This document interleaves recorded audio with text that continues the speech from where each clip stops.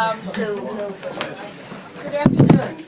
I'm Ruth Shapiro, and I'm the co-founder and CEO of the Center for Asian Philanthropy and Society, in the offices where you now sit, or the offices where you're tuning into if you're online.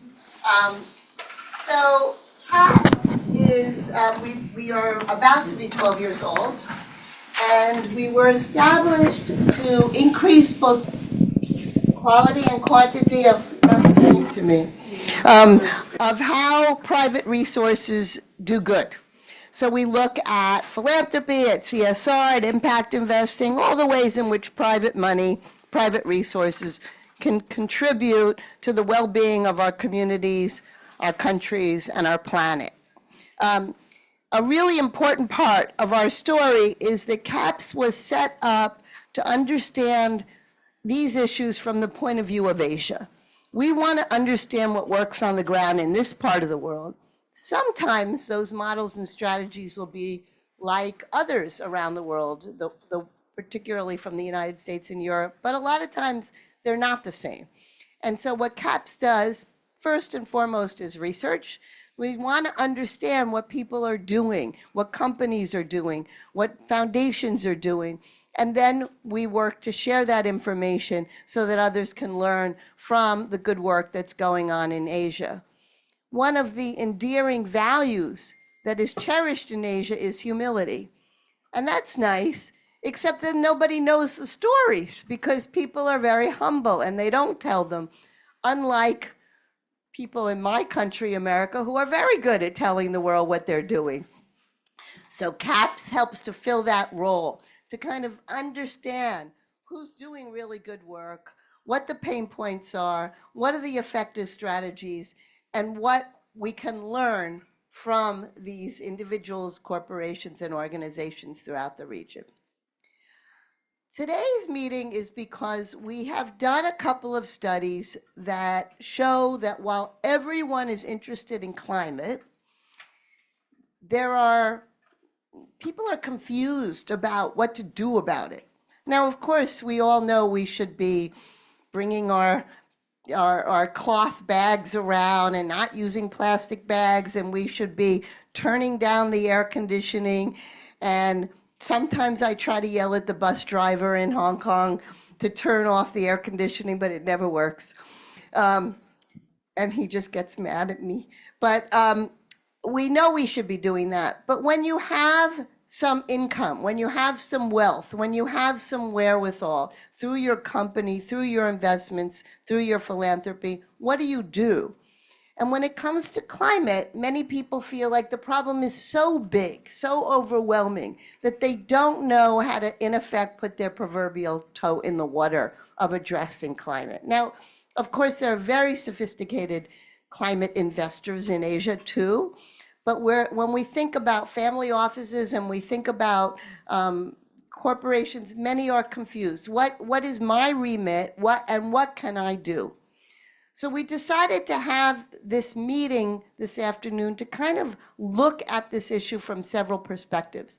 First, we're very fortunate to have Christine Lowe join us, who's going to paint a picture of what are the innovations we need to understand and be proud of in this part of the world, and what's happening, what are the trends.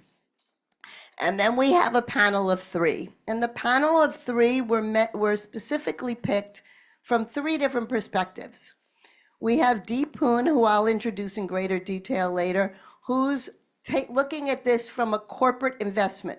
What can companies do to clean up not only their own operations, but have a ripple effect throughout their communities? Then we have Justin Chang from RS Group, which is one of the foremost, in effect, sustainable investors in the region, a real leader when it comes to green investments. And he's going to explain what people are doing and what one can do when you want to make green investments. And then we have Zhang Ruiying from the, Council of China Environmental Grantmakers Association, which is a membership organization of 18 foundations that are all doing climate philanthropy work in mainland China. And she's going to explain what one can do from through a philanthropic lens. So we thought that by bringing these different viewpoints together, we'd be able to share that, in fact, whatever your lens is, or maybe all three, you can, in fact, be part of the solution. And that's what we're going to find out more about today. So without further ado, I think Cynthia, my colleague, and let me just thank all the CAPS colleagues who have helped to put this together, and thank you all for coming in person and online. Cynthia. Hi, thank you everyone. Just a couple of quick housekeeping points. If you want to learn more about our speakers today, there are some QR codes dotted around the room, so please scan away and you'll find out more about our expert speakers.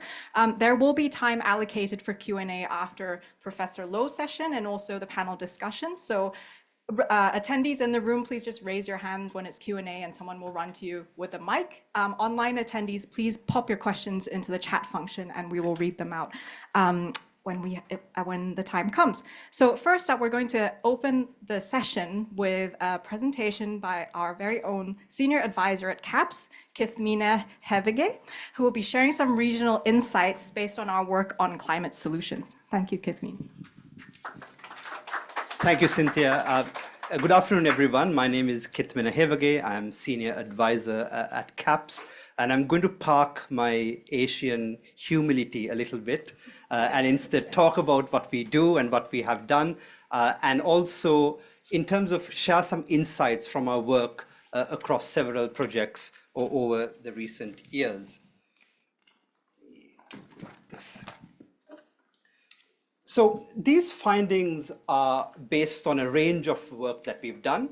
On the research front, our Building Back Greener report looks specifically at this topic, how private sector capital is being used on environment to address environmental and climate challenges. And we also have other research projects like the 𝗪 of Giving and our China Issue Guide series, which looks at philanthropy and philanthropic capital from a broader perspective, but we've found insights into how people give towards environmental and climate sector challenges as well. So we've tried to bring these different perspectives together from the research side of things. And if you are interested, you can either download these reports from our website or pick up a copy outside once you leave after today's session. In addition, we've also done several commissioned work as well as convenings around this topic, but also broadly.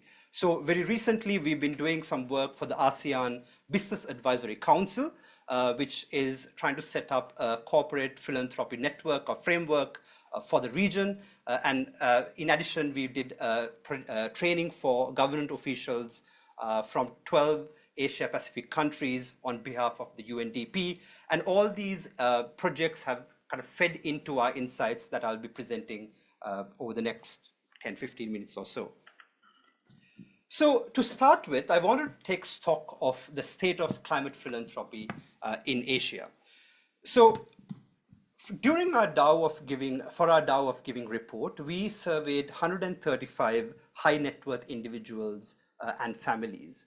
And from that 135, 35% of them said that they were interested in climate and environment. So one of the questions we asked was, are you interested in different topics and issues around different themes? And 35% of them said that they were interested in climate or environment. However, only 29% of those who said they were interested in climate or environment said that they were philanthropically engaged on the issue. Now, this is interesting because when you compare it to other issue areas like education and healthcare, it's very different.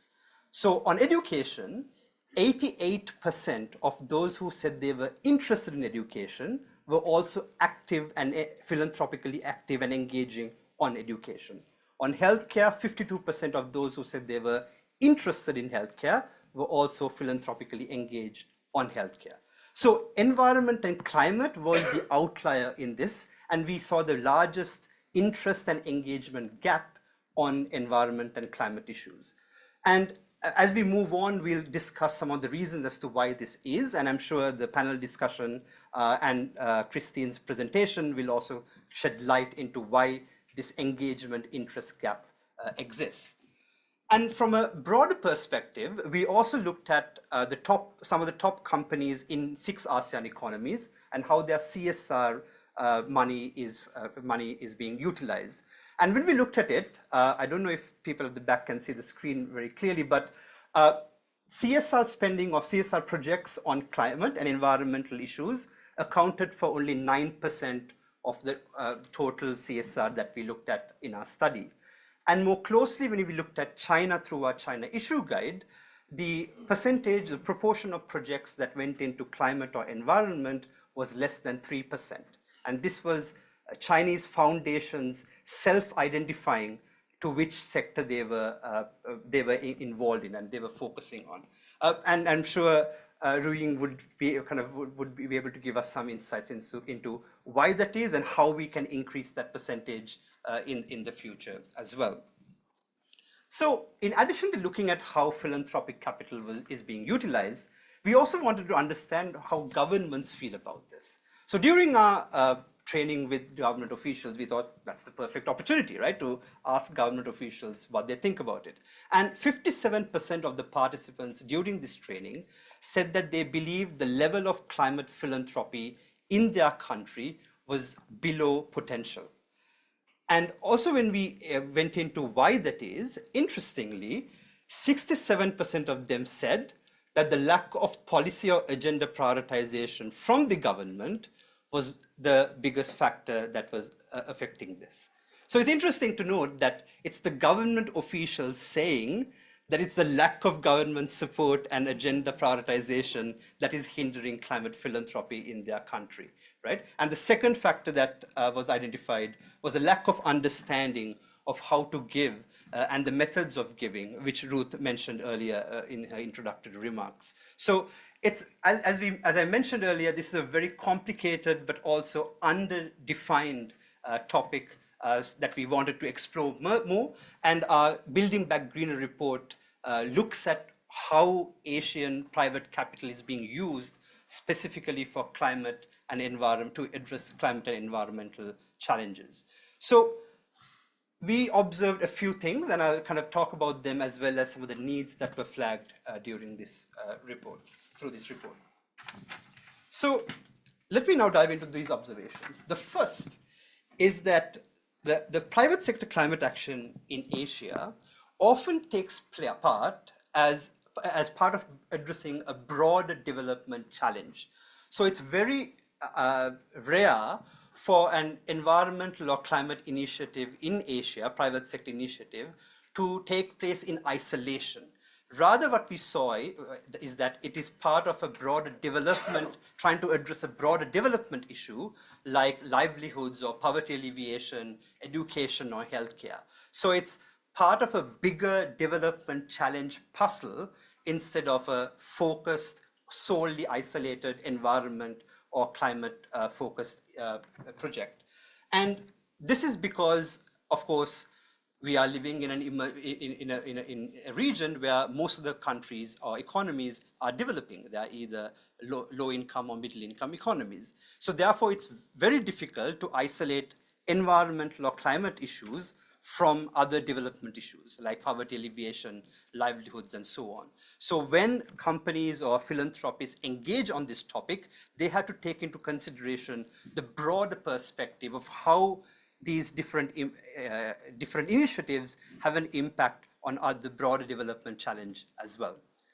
The second observation that we identified is that the focus tends to be on community or local areas instead of kind of grand initiatives to try and solve climate change or global warming, right? So it's trying to focus on addressing a community or localized development challenge, and this is related to the first observation as well, right? So because the factor is that Asian companies tend to have deep relationships and knowledge in the communities that they work in, or where the company staff are from, or where the founders are from.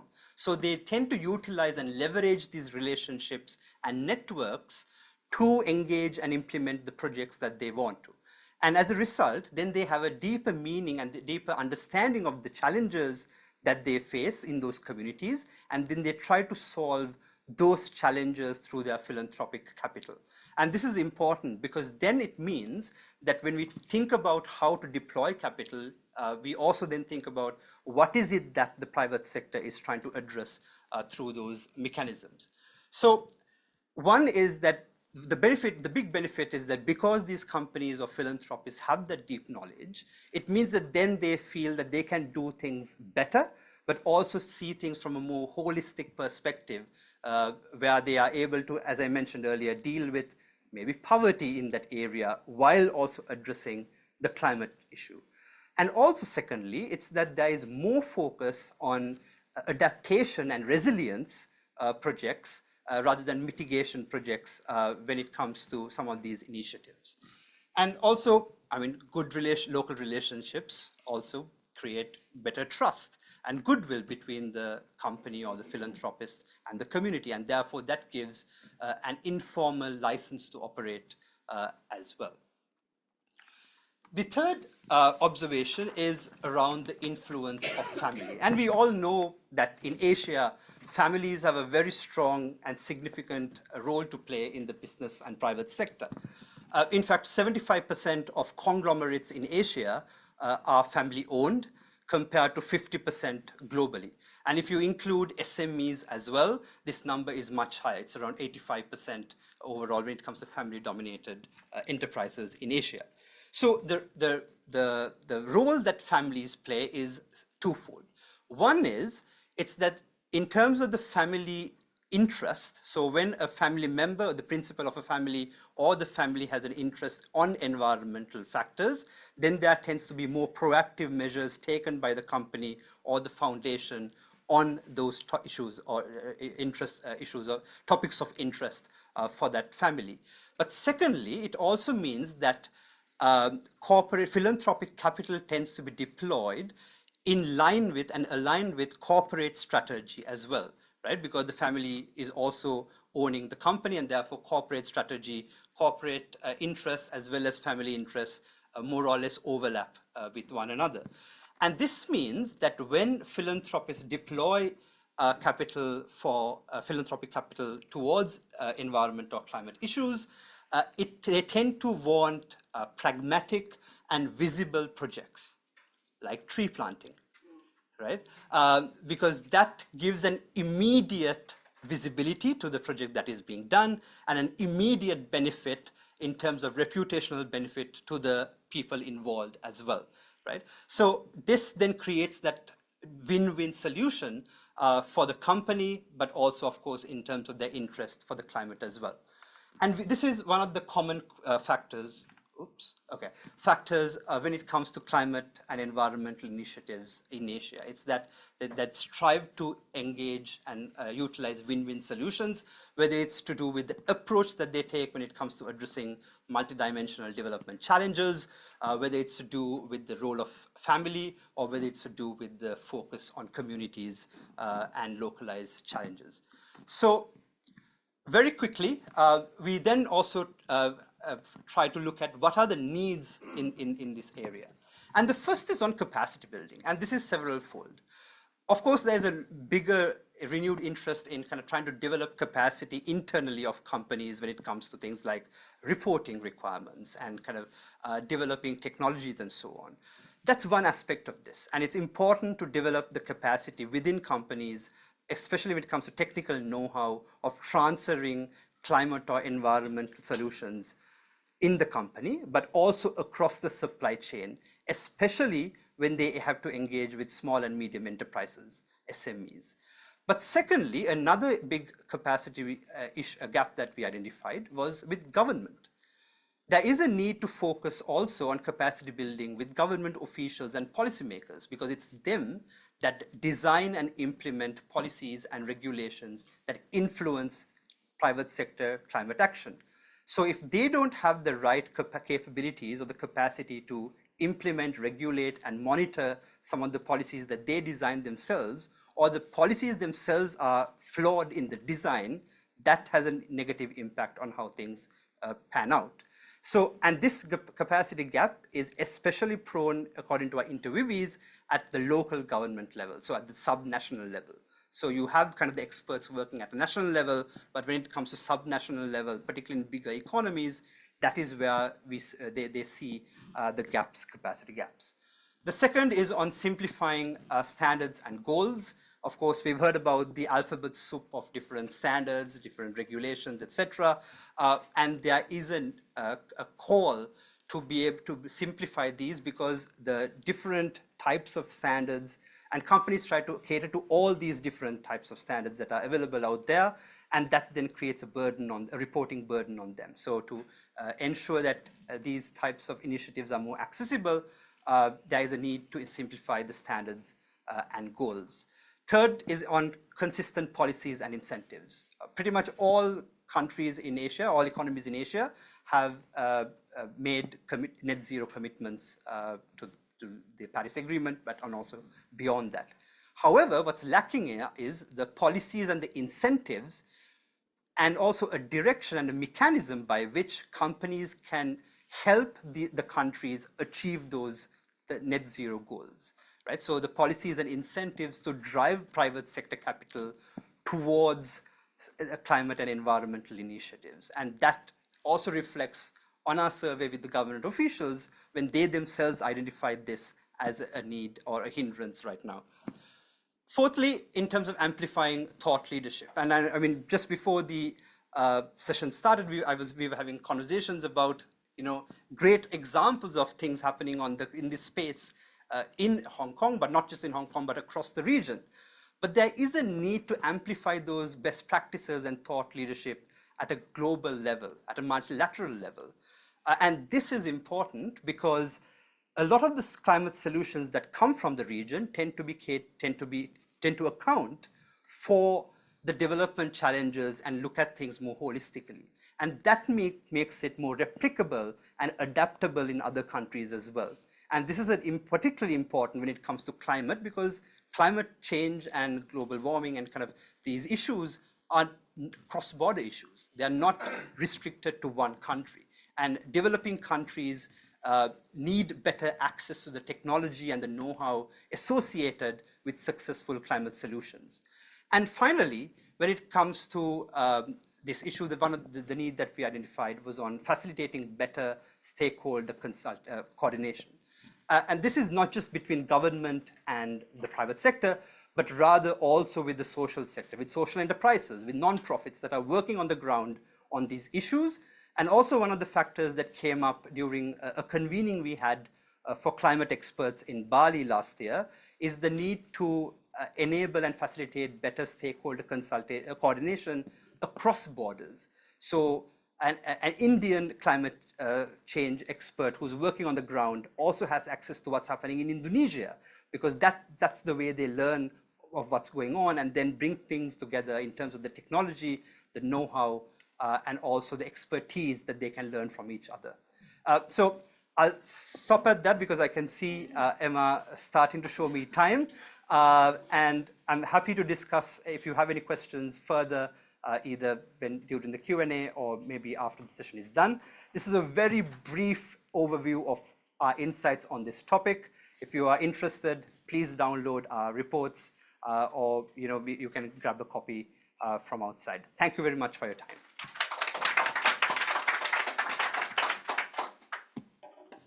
Thank you, Kithmina. I hope most of us can stay afterwards, and you can feel free to ask Kithmina questions afterwards at our networking. So next we'll hear from Professor Christine Loh, who is the Chief Development Strategist at the Institute for the Environment at the Hong Kong University of Science and Technology. Christine's expertise spans sustainability, climate change, finance, development, and geopolitics. Previously, she served as the Hong Kong Undersecretary for the Environment and advised the Chief Executive on mainland environmental policies. So Christine will share with us about climate leadership in Asia. Thank you. Well, thank you, Caps, for doing the research that you do, because it is so unique. And if I can just follow on, Kithmina, from what you said, because that's probably kind of make more sense to the conversation we're trying to have today. So I want to ride on what you've said, because what you've done is you've kind of made sense of all these fragments of information about projects and donors and what we all need to do, gaps and so on. So let me try and take it from there. Now, I'm going to put the bad news out there first, right? And we're not in a very peaceful world right now, right? It's a newsflash. Things might be blowing up even more, right, than last week. For those of you who are interested in carbon emissions from war don't count, but we have a lot of it. Is that true? Yes. Yes. So if we're looking at what it means in terms of the conflicts in various parts of the world and adding to, don't expect to see it, but it's up there somewhere, right, in terms of counting. The positive point I want to make here is a little while ago, maybe in February, the date is meaningful, right? In February, I was frequently asked by people, mainly in the corporate sector, whether we should still pay attention to sustainability, because someone very important didn't care anymore.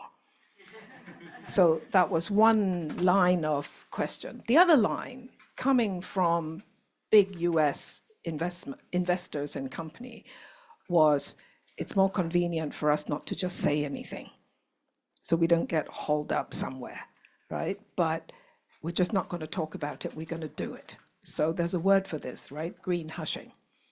So again, we'll watch, right, to see what's really going on. And they asked me what I think, and my answer to them is, well, thank God for China. Right, so it is still my response today when people ask about whether I'm positive or negative on sustainability. I say, thank God for China. So the one point I just really want to make here is the magnitude of what's happening in China. And maybe Ruiying, you can tell us more about it. The long-term target setting and goals for all the major emitting industries, provinces and cities and so on, they're real. And even if we were to track each one of them and see where they may not be reaching their commitments, they're still going a further and a faster way than I think pretty much anyone, including the Europeans. Of course, China has a very big problem, right? So my advice to us sitting in Hong Kong, because we are the sort of interlink between mainland Hong Kong and outside, we have that opportunity. We have to become competent in knowing what's happening in China. And we're not nearly good enough there, right? So I suggest our government and our other institutions, including philanthropic bodies, really get to grips with what's happening in China and see what you can do. So that's my first point. The second point is, let me pick up again from Kithmina. He said that it's really strange that there's an engagement and interest gap, right? And his question to us was, well, why is that? So I want to try and answer a little bit of that question, because I've been living with it for like, I don't know, a decade or two. Now, I think there are some inherent biases in perhaps how foundations and philanthropists think, right? I don't know how many philanthropists I've talked to, and they say, well, I never give to R&D, right? So I don't believe in giving to R&D. That should be government, or that should be the universities. So they've missed the fact that actually what's happening with climate change and biodiversity loss is we're actually going through a revolution. Because we're going through a revolution, it isn't like a little bit will do. So whatever you're interested in, and many philanthropists would say, well, I traditionally prefer to give to people, right? You know, poverty alleviation and so on. But they are beginning to see that there are linkages, whereas 10 years ago, they would just simply say no, right? So I think the moment is arriving, or it has already arrived, and certain things really help. So for example, sitting in Hong Kong, some of you are, in fact, a part of that. We're beginning to talk about how a number of grant-making bodies can actually join forces because they are interested in biodiversity, for example. But it actually makes sense for them to then create a group so that they can learn from each other, right? They can see what potential projects are there. They can give advice and encouragement to NGOs and universities and so on who are out there, right? Because you actually want to capture the new thinking coming from the academic sector, you know, from science, frankly, from NGOs and communities and so on, so that you can align yourself in seeing where is it that you could actually do some interesting work. And because I think, again, in Hong Kong, we've become family office centric now, right? We're inviting many foundations and family office to Hong Kong. The critical mass is actually growing. And here, I think there's very important work to do for CAPS and others, including, I think, the government sector, right? How to then help this group of family offices and foundation to access information better. And I think there is space for those who've been here longer to actually invite others to come into circles of discussion, you know, just to kind of bridge whatever gaps that you can bridge, because it will help. My third and last point is sort of what else we can do. I do have other examples. Some of you sitting here are in the built environment, right? And we have been working together. The important thing is, because we've been struggling through thinking about the problem, and in Hong Kong, and by the way, the topic here is buildings, old buildings, how to make them more energy efficient. So we've always been looking at them through the engineering lens. Now we need to actually articulate the thing completely differently that will move the policy and the money. Right? So what it is that we need to do is kind of organize ourselves, and we're actually already quite organized, but it's actually, again, addressing a new way of addressing the problem that will move others, including in government and in finance.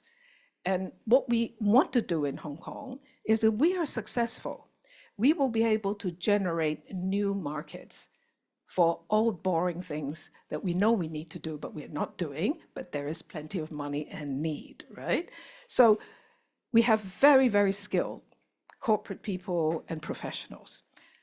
But what we need to do is to learn some new tricks, right? To talk and convince people across discipline. So that's important. And again, coming back to universities, teaching students again. Today, we're trying to write new syllabuses because you never need to teach kids anything. They can just go on ChatGPT or DeepSeek. But what is difficult for all of us, and you want to start them young, is how to look at these different things in terms of how they connect. So it's not so much the thing itself, but how to make sense of it. And this education need here is going to help all of us because we need to hire those people. And then the last example I want to give is, again, present company here. Manufacturing, boring, right? But actually we have now learned manufacturing is really important, which is why they want it back in the US. And we're very good at manufacturing in this part of the world. We can't just financialize everything. I think this is the message. But that was the Thatcher-Reagan era, financialize everything. So you remember the narrative, right? The money is made on the design and the technology. Asia, China, they just make the damn stuff. right? But actually, we now know you need to know how to make the stuff. So the point I want to say is treasure our manufacturers. They know how to make stuff, and it's through that that they do newer stuff. They do it in a way that is more environmentally and sustainable. Question, is there a role there for philanthropy, for kind of private, public policy engagement? I think so. I think so. So this is another really interesting area. So just to end, I'm very excited by one company sitting here, and maybe they'll talk about it, maybe they will not, and they're into institutional dining. So boring, right? Institutional dining. But just think, you're in North Asia, Japan, Korea, China, where institutional dining, feeding your workers, right, is a huge, huge area for improvement. Can you imagine doing it in a way that is not just environmentally friendly, but doing it in a way that really make your workers healthier, make your workers feel that they're part of the society and the employers and so on, help to reduce food waste, help to plow back the food waste into the soil? I mean, there's a whole ecology to all of this. So there's clearly a side that is research and development, scientific, biology, and so on. There's clearly a side of how you actually do it. Then there's the social side, there's the workers' side of it. And then if your factory is somewhere, right, in a city somewhere, your local government should care. So I think this kind of idea, right, maybe has legs that can go into a lot of other places in Southeast Asia as well. Anyway, thank you for giving me a better time to do a sales pitch. But I do think it's all really, really exciting stuff. And so there's a lot to do. For those of you who have money to give, good places to give it. Thank you. Oh, Q&A. Well, you know who you are, where I've kind of mentioned what you guys are doing. I think it's so cool, by the way, right? From buildings to biodiversity to institutional dining. Oh, by the way, climate science. We at HKUST, just so you know, we are climate models developers. There are very few in the world. We don't use just the climate models, we develop them. And our ambition in Hong Kong, because this is a gap, we want to develop new models for the tropics and the subtropics. The current models are created in the temperate zones. That means in North America and Europe. They don't quite work in the same way. They don't quite work for the tropics. Here's where we are. We're doing that at HKUST. We need to raise money. Well, we have a question over here from Ruth. Oh. Yes, Ruth. I'll just lead off here. When I have moments of positivity, which happen rarely, but sometimes, I think that the demise of the American-driven, consumerist, free market capitalism coming to an end, if that's what's happening, may have a silver lining. And I wonder, in these models that you're talking about, that you're helping to develop at Hong Kong UST, is it, and we're going to hear from Dee and others about addressing climate as a opportunity versus a cost, but what does the world look like if in a new model, in a different era that you guys are working on? Where are we living exactly the way we have been and sacrificing, or is there some real tangible differences in terms of what people aspire to and how we live our lives? I think there may be two steps there. Yeah. Right. The first step is, if you're at the production end, right, whether you're growing food or whether you're in a factory, everything that you can do to be more light with natural resources is a good thing. And the quantities there are huge. So even if we pick something like plastic, right, which we want to kind of change. Just imagine that if you did it at the production end, so that, you know, maybe the same plastic cup, it's actually made in a way that is 100 times more efficient. It uses less natural resources, right? So at that end, I do think it's really important. And if you're using coal today, many economies still need to use coal. It'd be good if your technology is the most efficient, right? So that's one end of it. The other end is, I think, at the consumption end. And then at the consumption end, there is the individual, you know, you and me, our choices. And secondly is more on a societal basis. I think we have a long way to go there because we grow up all loving stuff, right? So I think we're doing more at the production end right now, you know, much less at the consumption end. But there's clearly opportunities there. Great. Any other questions from the room? Yes. Thank you very much, Christine. I just had a question which I often speak with my son. So China is clearly leading globally with respect to its initiatives with climate change and environmental sustainability. However, what about Hong Kong? I mean, why is you're very optimistic, and I really want to share your optimism, and I'm usually a positive person. But when I see Hong Kong, and what we are doing and where we are positioned with respect to the efforts that we do and we could do versus what we are doing, it's unfortunately my optimism fades away. So I just would like to have your views on that. Thank you. Hong Kong has, I think maybe some of you were at another event yesterday, right, where this issue was gone into. Hong Kong will surprise you in the area where we are leading. You don't know about it because somehow nobody talks about it. We are very clear about the areas where we're not good, right? And we talk about that all the time. So I think part of it has to do with the articulation coming from the public sector. So I'll give you an example, right? So if you're in kind of landslide prevention with the top, we're the top in the world, right?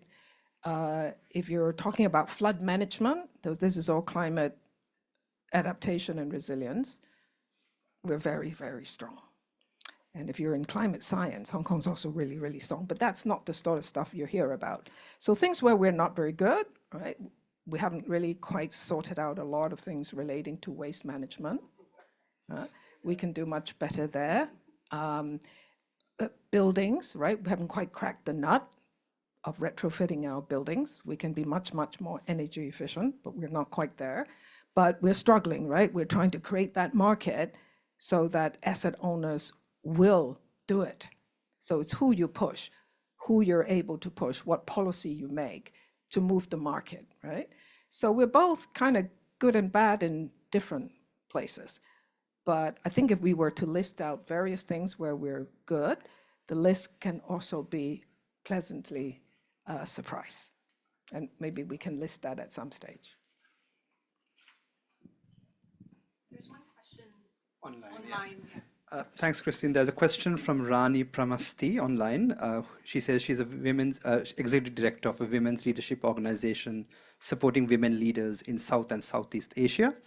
She says, last year, 24% of our education financing contracts went to women leaders studying in climate-related fields. Do you think there are enough green jobs in Asia for these women leaders to go into now or in the next 3 to 5 years? There clearly should be, but I'll share something with you. Yesterday, I went to a lunch, a private lunch, where one of our top financial regulators talked about what they were doing. And it was a great speech, right? Because he was saying, this is what's happening, here are our goals, and this is how I predict the market to be. And here, there are going to be this kind of jobs and so on, right? What we don't clearly hear from equivalent people is someone saying that sort of thing about things relating to the environment. But if I were to actually try to do that, I was thinking, how can I do that? I would say, even in Hong Kong today, here is the public projects, even though we have less money today, here's the public project that the government has actually committed to. And it's equivalent to X billions of dollars to be spent in the next 10 to 15 years. And for us to continue to be able to have the professionals to do that, we are going to need, right? Actually, it can all be laid out, but we never do that for the environment. So I think what I suggest is maybe we just have a change of mindset for people in perhaps these specific sectors, including government leaders who can actually stand up and say that. Because even in the worst of times, in the worst of places, there are always some money and projects that are happening. So it's important to say who you need to actually do those projects. And it isn't the bankers, it's actually the people who can implement those infrastructure projects on the ground. I hope that helps. Thank you. Thank you, Christine.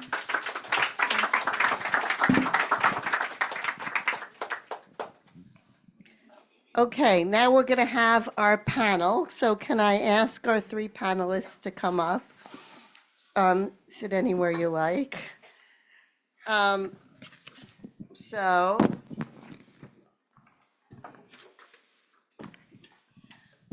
all the way down to the right is Dee Poon, and Dee is the president of brands and retailing for Tessellation Group, which he's going to explain what that is. But I think that Dee comes from what's known colloquially as the rag trade, garments and fabric and clothing, and Tessellation has figured out basically how to make money by doing the right thing environmentally. And is it fair to say that? I think so.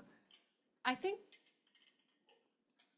it's fair to say that we only make money that we believe doesn't harm the planet. Okay. So I think there's a slight difference in the exact wording, because I think it's different. So we're not actively only out to, that's not our only goal. Right. But certainly we do our best to mitigate harm. But you were founded on the principle of doing that. Of making the world a better place. Yes. Very good. And they're not a nonprofit, because we were founded on that premise too, but we are a nonprofit. Okay, in the middle, we have Ruiying Zhang, who's the founding executive director of the China Environmental Grantmakers Association. SEGA was her brainchild, and she's a leading light when it comes to understanding the role philanthropy can play through foundations and nonprofits in China. She has quite a bit of experience. I'm not going to say how many years, although it says it because you don't look that old.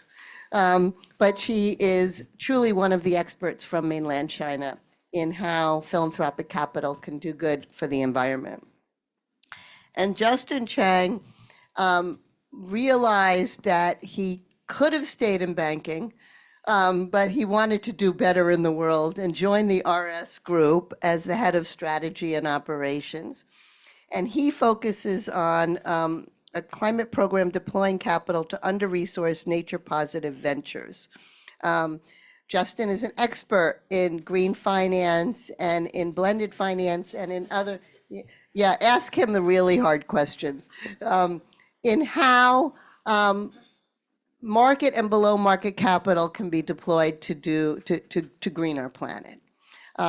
So you can see that we have different perspectives on this panel. And as we're talking, I really want to ask everyone to think about questions that they have, both here and online. We can, Kithmina will read them off, because these are truly experts in their field and an opportunity to learn from them. And when I asked a number of people why you're here, you said to learn. And so this is it. This is the opportunity. So let me get to the questions.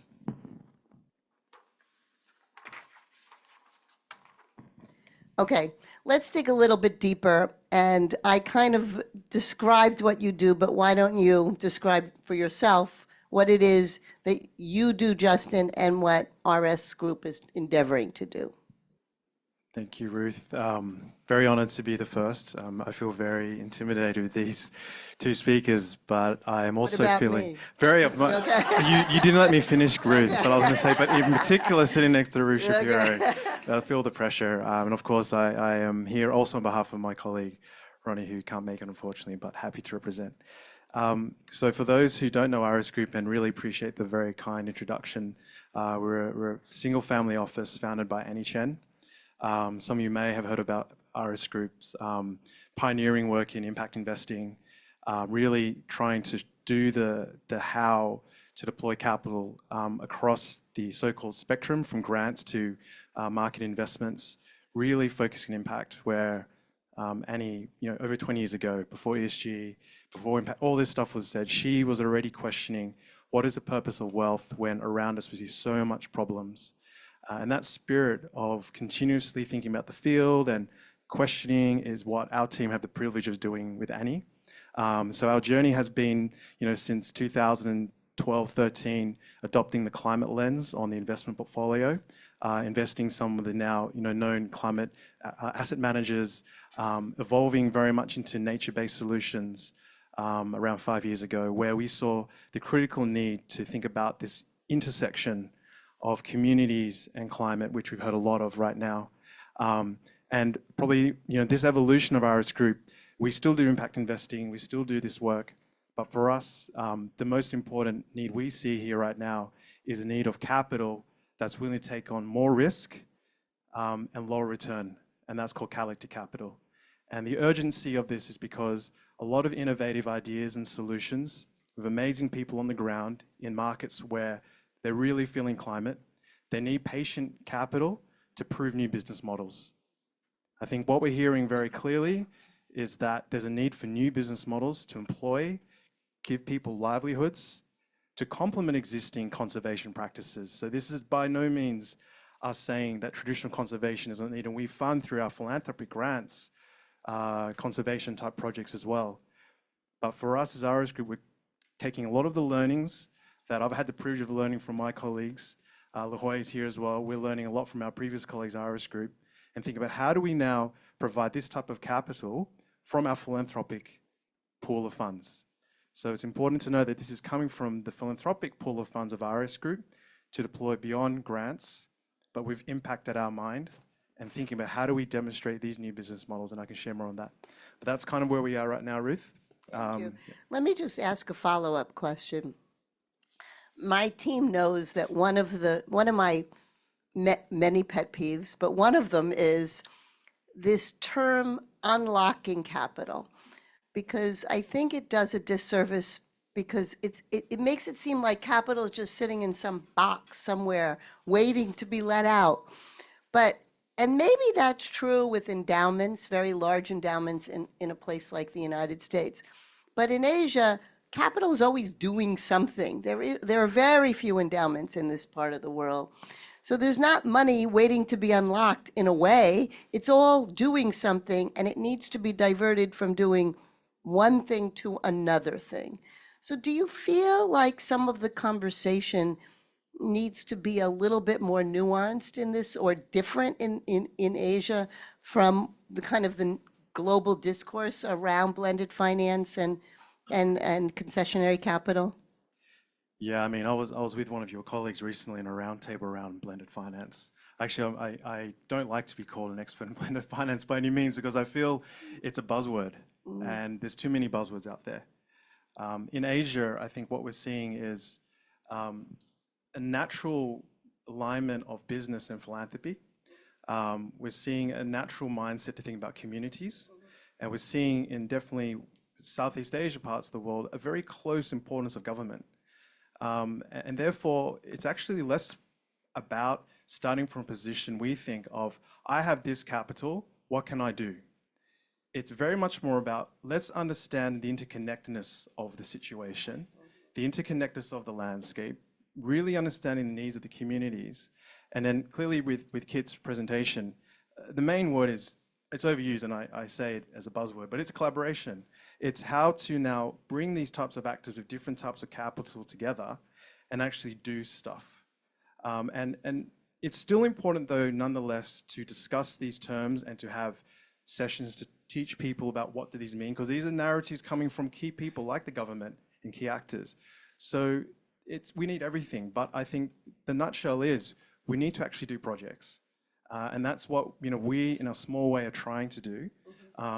This collective capital that we're deploying is earmarked for ventures and early stage funds that are looking to demonstrate this so-called blended finance structure.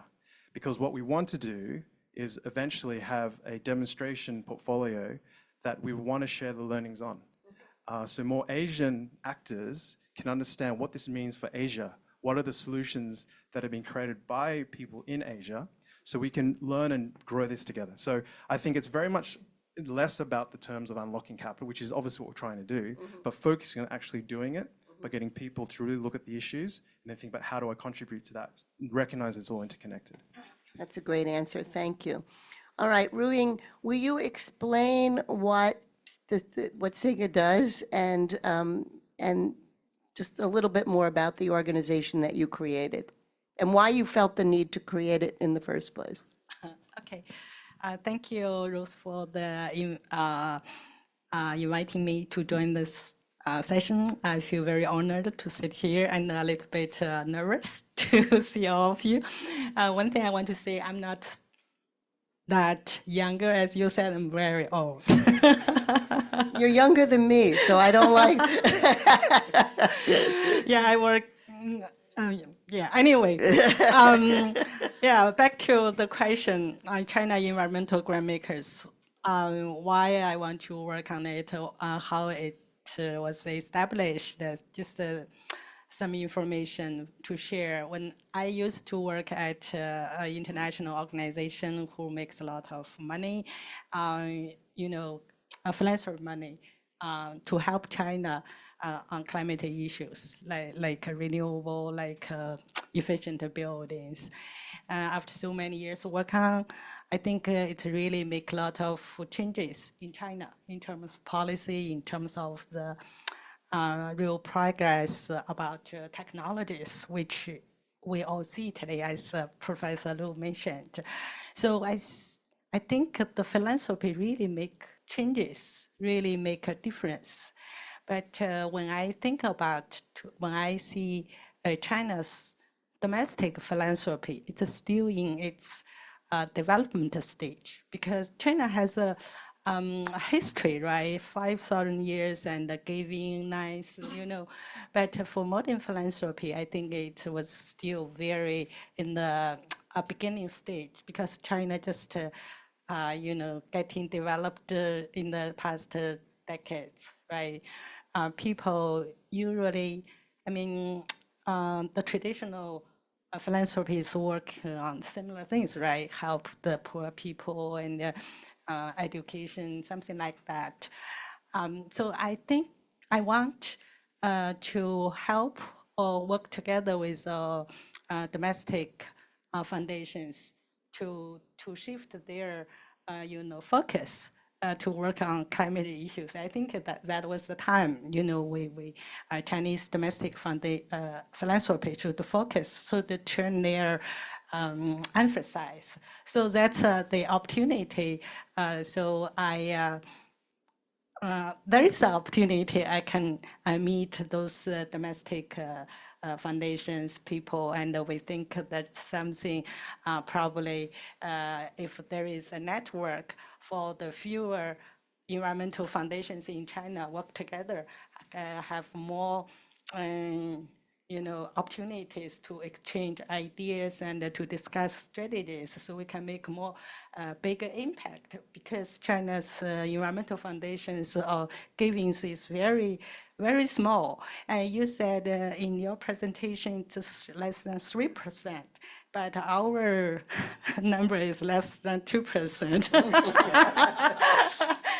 So we looked at what they claim to be doing. You're looking at what they're really doing. Yeah, well, yeah. Anyway, so that's the motivation, some background. So why we have this SIGA established. That's 7 years ago. So what SIGA is doing in the past years? So as a SIGA, we are, as I said, the goal is to promote communication and discuss strategies and, talking about what is the most challenging areas, right? So as a philanthropy can do, there are something government they will do, especially Chinese government is very strong, and enterprises, right? So what is the philanthropist role? Why, where is our foundations can play roles which others cannot, or they are not convenient to do that? We can, facilitate and coordinate all the sectors. So we built, we hold seminars, workshops, and have internal discussions. By the way, although there are only a dozen environmental foundations, key environmental foundations, but the area those foundations or members are working are very diversified, and climate issues, biodiversity, environmental pollution issues. So those foundations have a very kind of projects, and in different places in China, very big places, area. Although I think the volume, the money, it's small. But it's very diversified. So what we are going to do now, I have an ambition. I talked this morning with Ruth. We are doing a climate philanthropy initiative program now. The goal is to raise the awareness of the wealthy people in China to work on, to make donations or giving or whatever support to the climate sector, environmental sector, right? For NGOs to working on the issues. Those people, those wealthy people, they don't have enough money and they don't have enough time to do, so we can do that, right?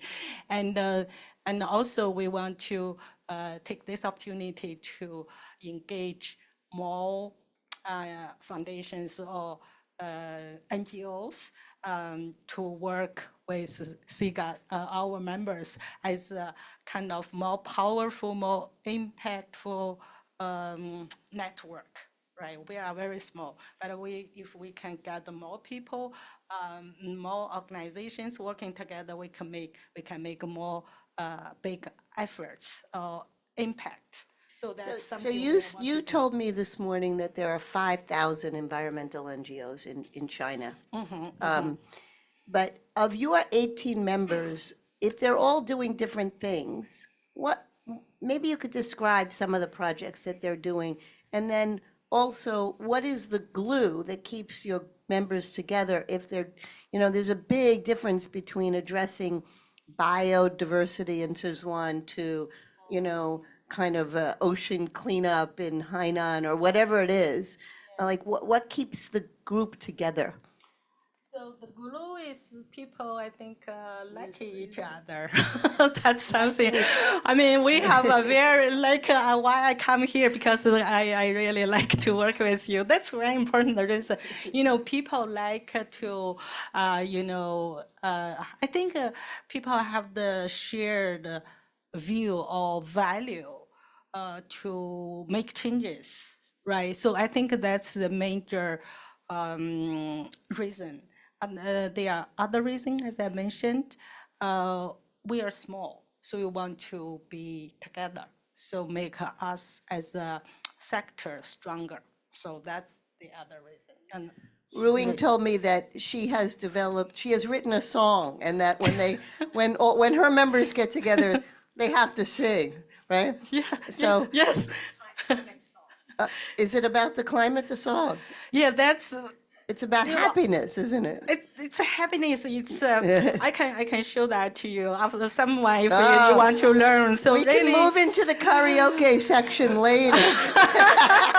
welcome to China. We can sing the song together. Actually, you mentioned that song. That's remind me. So we are building the culture. You know, people working together happily.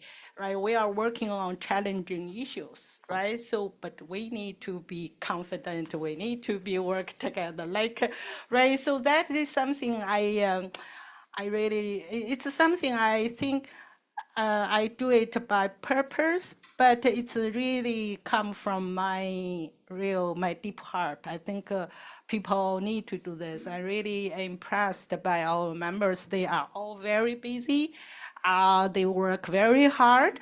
But when CEG, when we have meetings, people come together, all the secretary generals, right? So they really spend time. So I really appreciate it. That's one thing probably I appreciate their efforts. Yeah. In fact, we did a study on donor-advised funds in Asia. And in the United States, most people who have a DAF, a donor-advised funds, do it for tax purposes. But in Asia, what we found is they want to meet the others in the group that have a DAF. So it's the community piece that is the primary motivation to join, to get a DAF and work and meet the others that have one. Okay, Dee, tell us about Tessellation, the genesis and what you actually are doing. So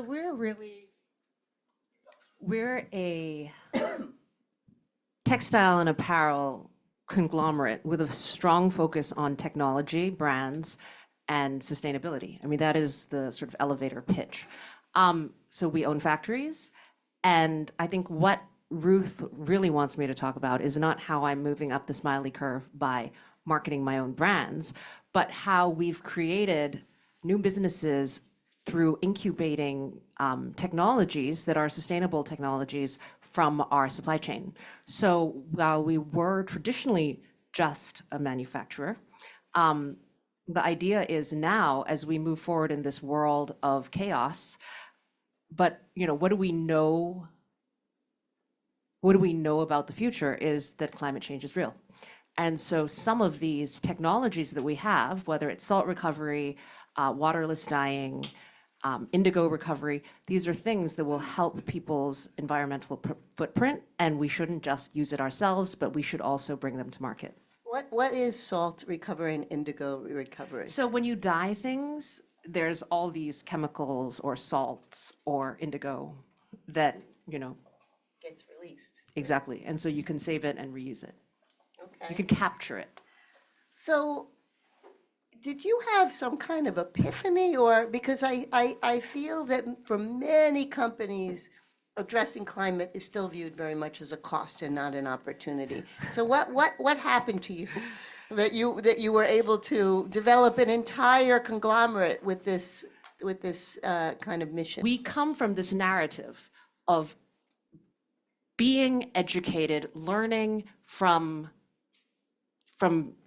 acquiring knowledge so that we can make the world a better place, so that we can help build our communities and our cities wherever we are. And I think the combination of the two is what's powerful, is always trying to learn, not shying away from things, but with a mindset that, I think a lot about the word optimizer. And of course, when you think about climate, you think a lot about optimization.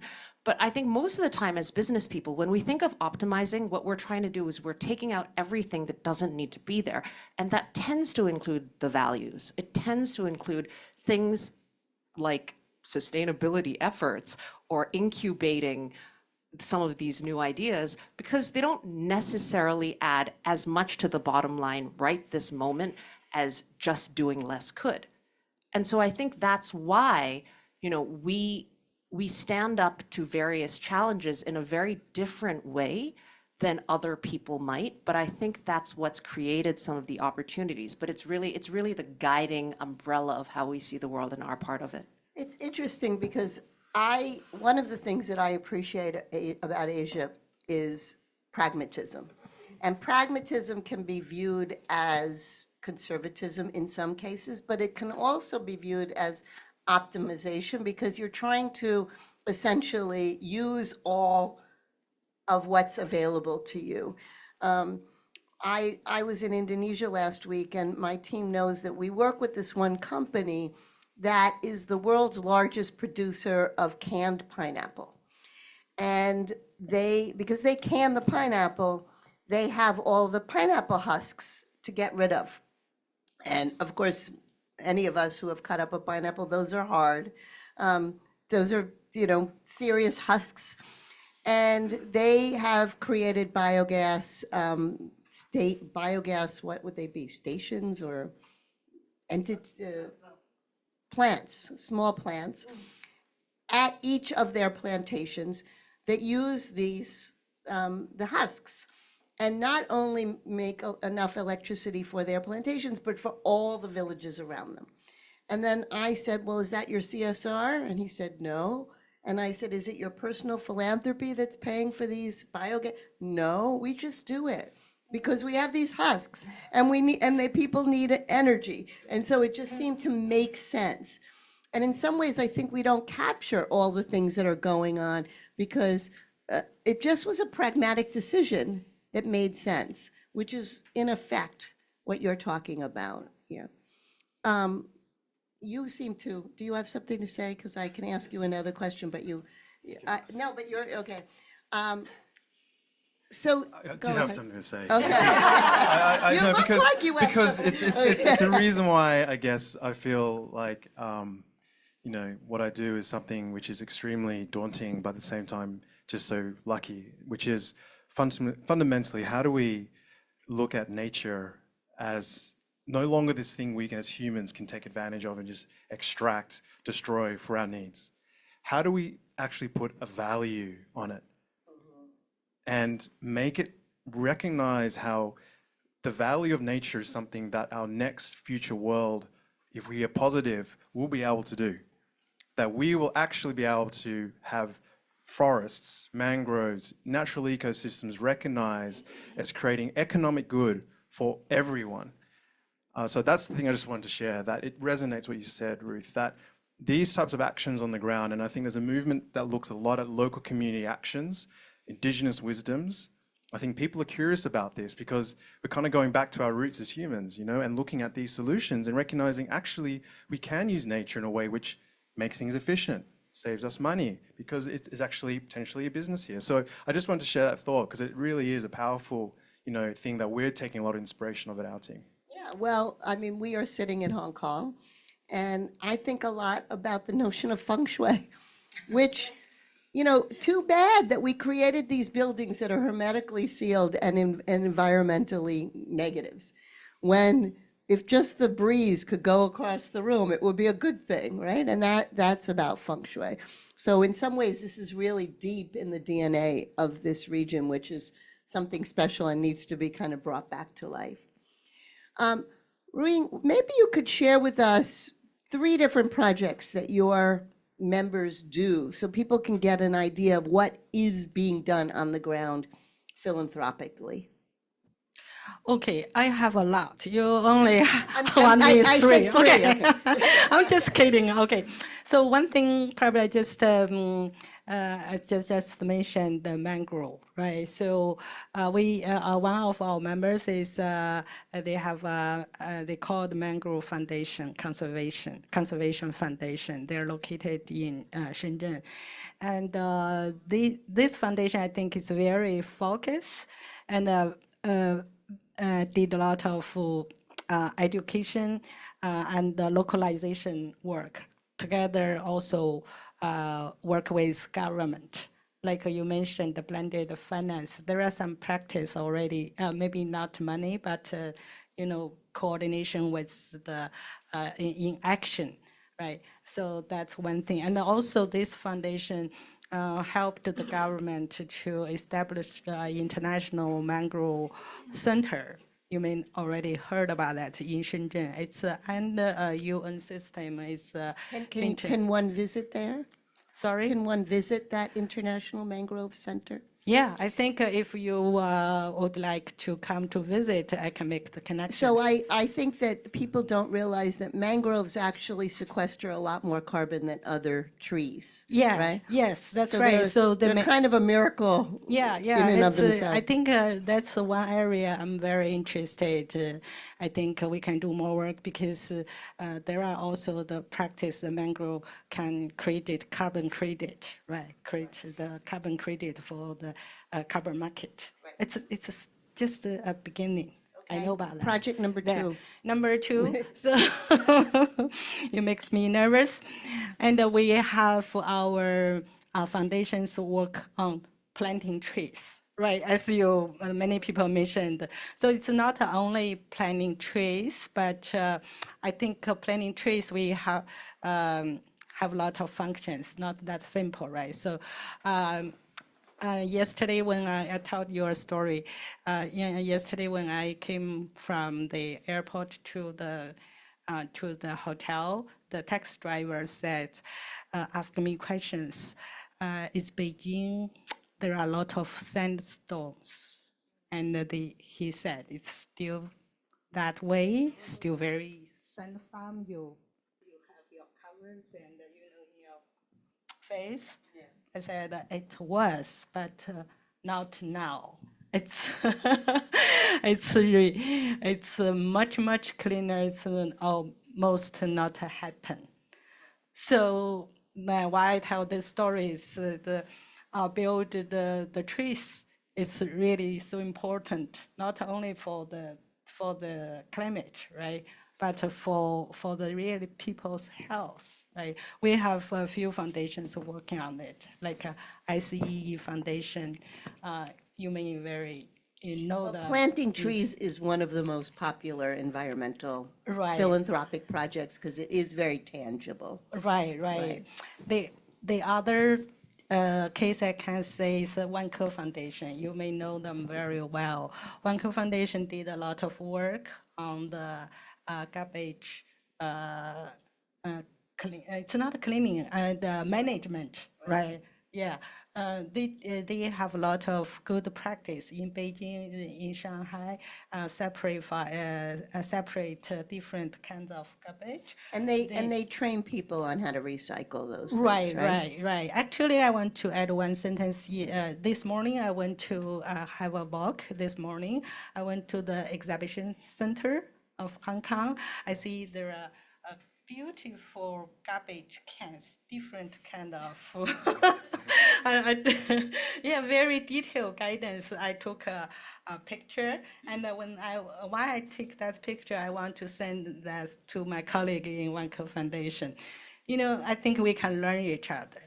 Is that a 3? Yeah. Okay, that's it. Very good. So, Justin, what do you think are the what are the words? What are the stories that help people to kind of get into the notion that they're willing to give up a little bit on the return side to do this kind of investment that you're engaged in? Wow, this is a topic in itself, Ruth, I think. Yeah, you have about 2 minutes. Yeah, exactly. I think firstly, it is from a very practical perspective, the fact that the way we hear words like investment, we're already having thoughts. Investment makes return, we maximize return. That's very difficult to unwind in our society because of education systems and the way professions are designed, and the way we're just, as young children, groomed to be educated to fit certain professions and molds. So I think that it's not a fault of anyone where they can't understand the concept that if I'm to invest, quote unquote, into a business, quote unquote, I need to maximize and see profits that justifies the return, the risk. Secondly, a lot of the opportunities, particularly, and again, we're very biased, high-risk group, we look a lot at nature-based biodiversity, nature-positive ventures and funds.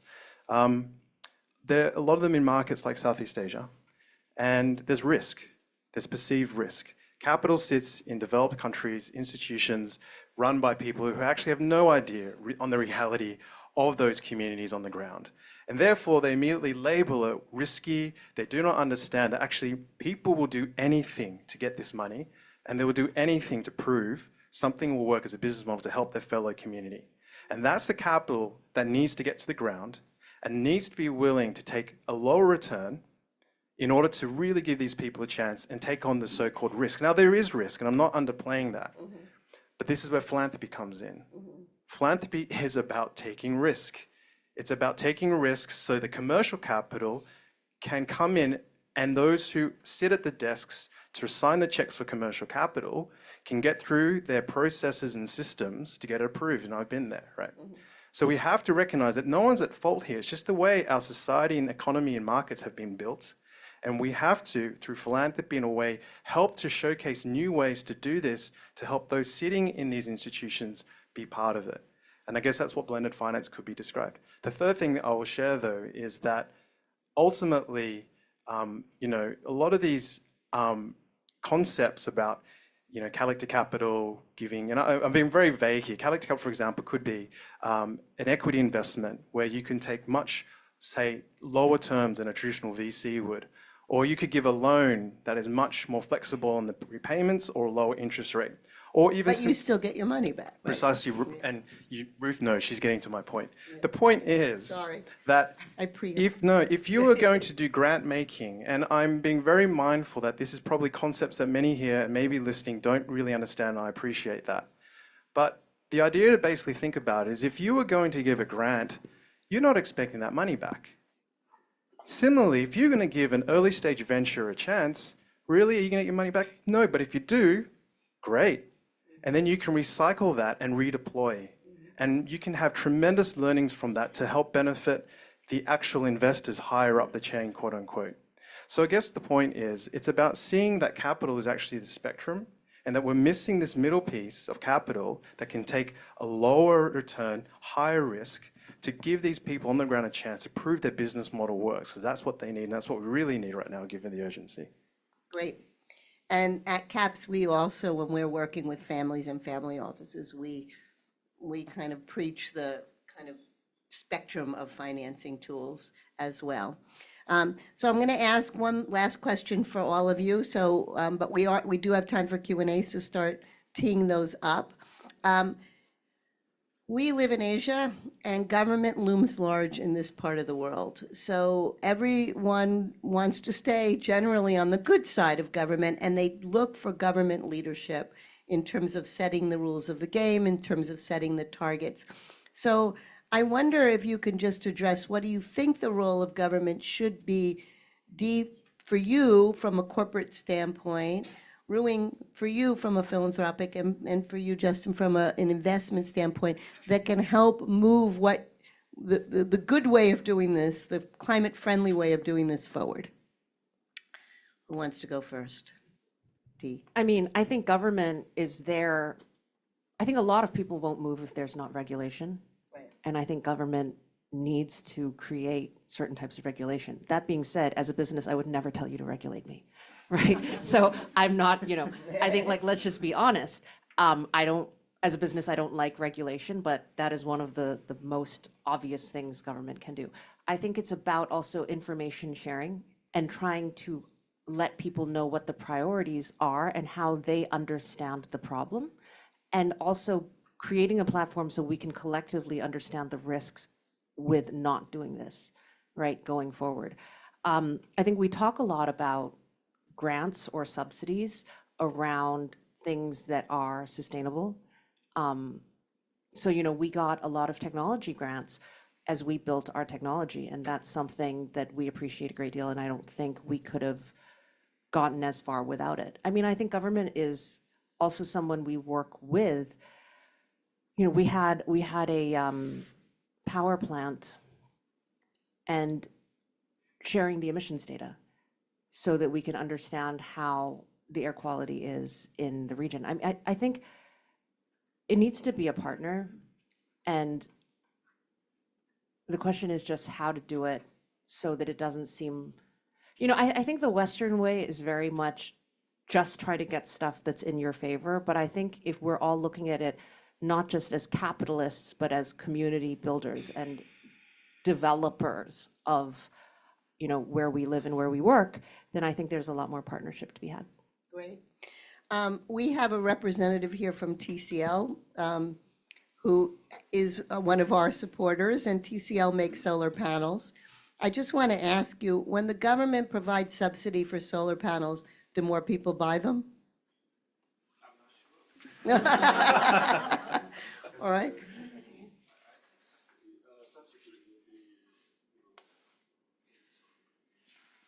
But right now, Right now, yes, but this is a hot market and a fully competed market. right. And the subsidy will not work for the future market. So the question for this industry is just reduce your production and make the market back. So we're trying Reduce to the supply so that there's more demand. Yes, yes. Oh, okay. But for the future, how to deal with the climate change, and these solar panels are badly needed. Yeah. Yeah. Okay, well, We'll thank try you. to supply more if you need it. I think Hong Kong market is good. Okay, well, you're welcome to come over. We know who owns this building. Okay, there's a roof. Okay, Ruiying, what about government policies for you?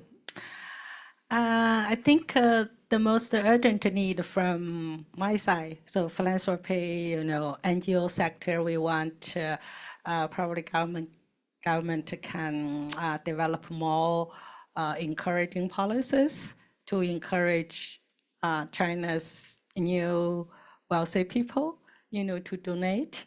Currently, I think there are some policies, but I think it's not enough, especially for the tax policy, which is very well used in Western countries, maybe in Hong Kong, right? So with those kind of tax preference policies can encourage people to donate more. So that's one thing I think. And the other thing is government can provide more opportunities for the NGOs, for the philanthropy sector. I think Chinese government is very strong, but there are many areas the NGOs can fill the gap, and maybe there are many places or areas can do in a better way. So that's the thing. In fact, according to our flagship policy piece, the Doing Good Index, Chinese government procures more services from nonprofits than any other government in Asia. So they are doing things like that, which is useful. Okay, your turn. I don't think I can add much more to what Dean Ruiying said, but I feel it's important to also be able to put ourselves in their position of government. And I resonate with what you said, Kit, about how there's a huge capacity gap as well. And then there are people who are also trying to figure this problem out. This is a very complex problem. So for me, it's definitely nothing about accusations or saying. It's about understanding what's the gaps. What is it that we can do, particularly from the philanthropic sector, to help demonstrate certain things that maybe they're not able to move as fast on, but by engaging them and inviting them to see and observe certain projects, that helps them understand more and maybe gives them more confidence to be able to put that forward within their respective department. So I think it's very much being cognizant of the fact economic conditions aren't good. We got to focus on the economy. Climate, nature, let's be real. Outside of this room, the bubble, there's a reality out there. So I think it's very much about trying to sit down and really find the right types of actors, intermediaries. Of course, being family offices, some of us, we're not comfortable and we don't usually want to directly engage the government because, it can be scary and complicated for us. But if there's initiatives to help convene and help us have these dialogues and figure out how can we help to support through various funding pools that we have, even though it's small, but I think that's perhaps how we can think about it. And there's examples built in Hong Kong. Christine mentioned there was a report released by the TNC and Civic Exchange on how nature-based solutions could support the development in Northern Metropolis. How can we see this as an economic opportunity, create jobs, make Hong Kong a place everyone wants to come to? So I think if we can work on this narrative with the government, that hopefully is a way for us to really move forward and of course, more importantly, use our precious philanthropic capital in a way which you know is hopefully going to change the system. Great. Thank you so much. Okay, your turn. Do we have questions for our illustrious panel?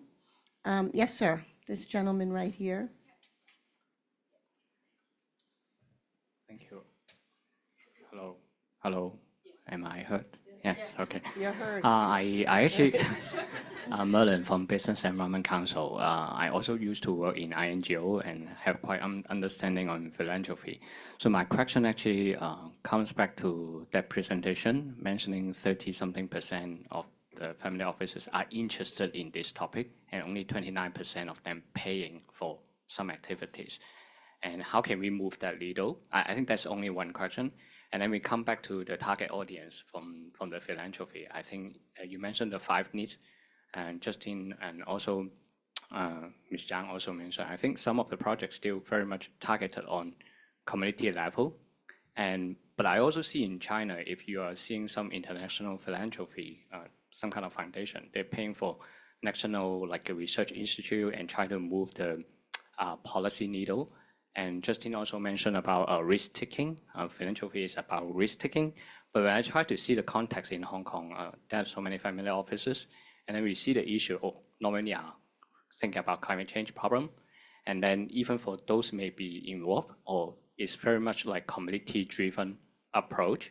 So I'm thinking about all these added together. How can we actually move the needle? Maybe also from the philanthropic point of view, the role of it. And then one last point, again, back to Justin, is about nature, right? RS Group very good looking into this and nature. And I'm thinking the topic of nature is twofold. One is like, if you are from a philanthropic conventional point of view, I'm doing good, right? Nature is good. We plant trees is something. But on the other hand, also talking about real return is long term. So with more things can be done that the philanthropy can step into that space and then look into the payback, not payback to the philanthropy, but taking that risk. So I know I didn't structure very well for that nature question, but I do see it's a both sides of the coins, like compare of climate. What is the question, though? Question is like move the needle of climate finance, like awareness is so low. And then second question is about changing the approach, whether it's just giving out to community space. At least that's what I observe in Hong Kong. But it could be different in other places or different philanthropy. Yeah. Can I try and answer all of that? I'll try my best, Merlin, because I know where you're coming from. I guess firstly, the philanthropist and that lower statistic, right?